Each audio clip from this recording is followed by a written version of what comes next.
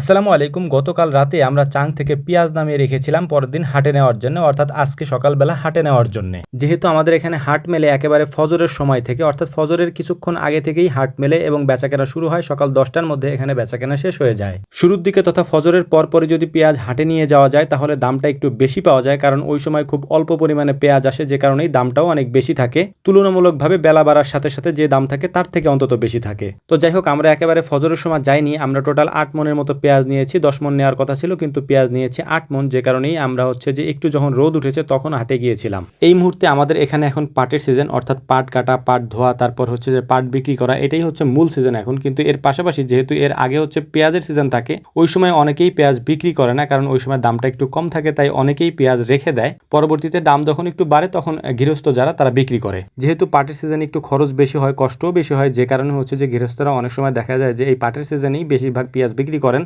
পাটের কাজগুলি করার জন্য ওই টাকা দিয়ে। তো যাই হোক, আলহামদুলিল্লাহ মোটামুটি আমরা হাটে চলে এসেছি। হাটে আসার পর আমাদের পেঁয়াজগুলি বিক্রিও করে দিয়েছি। এখন এই পেঁয়াজগুলিকে ওনারা নামিয়ে নিচ্ছিলেন, অর্থাৎ ওনাদের যে পেঁয়াজের স্তূপটা আছে দেখতেই পাচ্ছেন যে একেবারে ফজরের সময় থেকে ওনারা পেঁয়াজ কেনা শুরু করে এবং পেঁয়াজ কিনতে কিনতে একেবারে স্তূপ বানিয়ে ফেলে, এবং 10টা থেকে 11টার মধ্যে ওনাদের ট্রাক আসে এবং এই ট্রাকে করে দেশের বিভিন্ন স্থানে বা বিভিন্ন আড়তে এই পেঁয়াজগুলি চলে যায়। একে একে বস্তাগুলিকে খুলে ওনারা পেঁয়াজগুলিকে নামিয়ে রাখছিলেন, আর আমরা বস্তাগুলিকে গুনে গুনে গুছিয়ে রাখছিলাম। সকাল সকাল আমাদের আশেপাশে যাদেরকে দেখতে পাচ্ছেন এরা সবাই আসলে আমাদের গ্রামেরই বা আশেপাশের গ্রামের, কারণ সকালবেলা পেঁয়াজের হাট যেহেতু হয় এই জন্য সবাই সকালবেলাই আসে হাটে। তো যাই হোক, আলহামদুলিল্লাহ মোটামুটি আমাদের পেঁয়াজ বিক্রি করার কাজ শেষ। এখন আমরা আমাদের টাকাটা বুঝে নিচ্ছিলাম, অর্থাৎ যে কয় টাকা পেঁয়াজ বিক্রি করেছি সেটা আমরা বুঝে নিচ্ছিলাম আড়তদারের কাছ থেকে, এবং আমরা এটা নিয়ে এখন চলে যাব আমাদের বাকি কাজগুলি করার জন্য।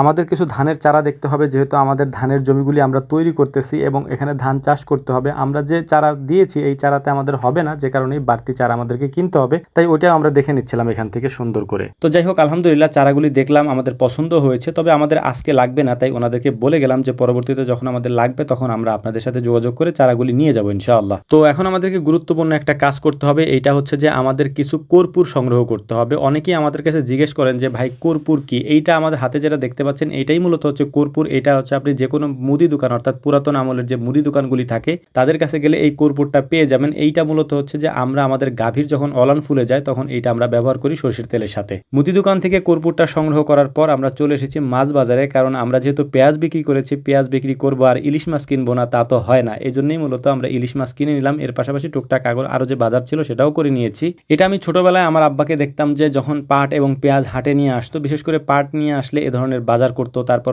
যে কি বলে এটাকে, মিষ্টি খাওয়া হতো। আব্বার এখন বয়স হয়ে গিয়েছে, আব্বা তো এখন হাটে বাজারে তেমন একটা যায় না, অর্থাৎ এই কেনা বেচার ক্ষেত্রে আব্বা তেমন একটা যায় না, অন্য কাজে যায়। তবে এখন আমরা এই কাজটা করার চেষ্টা করি আলহামদুলিল্লাহ। তো মিষ্টির দোকানে চলে এসেছি, তো মামা দেখলাম যে বাজারে এসেছিলেন, তো মামাকে নিয়ে সবাই মিলে মিষ্টি খেয়ে তারপর আমরা চলে এসেছি বাড়ির দিকে। এবং আমরা যে মাছ নিয়ে এসেছিলাম এই মাছটা আমাকে বলেছিলাম যে সুন্দর করে ভেজে আমাদেরকে খেতে দাও, যেহেতু আমরা সকালের নাস্তাও করি নাই, বাজার থেকে শুধু মিষ্টি খেয়ে এসেছি। তো বাড়ি আসার পরে ইলিশ মাছ এবং সরিষার তেল দিয়ে ভাজা বেগুন দিয়ে আমরা সকালের নাস্তাটা সেরে ফেললাম। তো আমাদের জন্য দোয়া করবেন। আসসালামু আলাইকুম ওয়া রাহমাতুল্লাহ।